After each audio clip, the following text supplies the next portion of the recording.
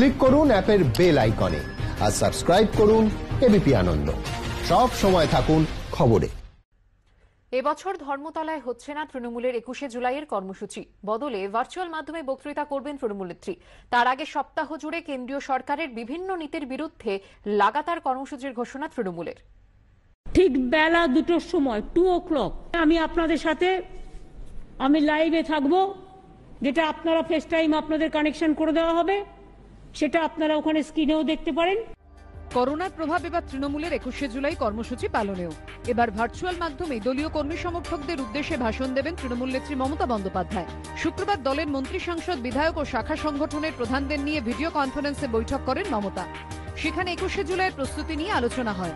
বৈঠকে সিদ্ধান্ত হয়েছে 21শে জুলাই বেলা 1টা থেকে প্রতিটি বুথে শহীদ দিবস পালন করবেন তৃণমূল কর্মীরা। এরপর দুপুর 2টোয় কেন্দ্রীয় স্তরে ভার্চুয়াল মাধ্যমে ভাষণ দেবেন তৃণমূল নেত্রী। 3 জন করে যাদের দায়িত্ব দেওয়া হয়েছে তাদের বলুন, এটা পুরো এমএলএরা কোঅর্ডিনেট করবে আর এমপিকে মাথার উপরে রাখবে। সব বুথে সেদিন বেলা 1টা থেকে জমায়েত করবে, বুথ লেভেল জমায়েত। একটা বুথে 25-30 জনের বেশি হবেও না, বুথে জমায়েত করবে।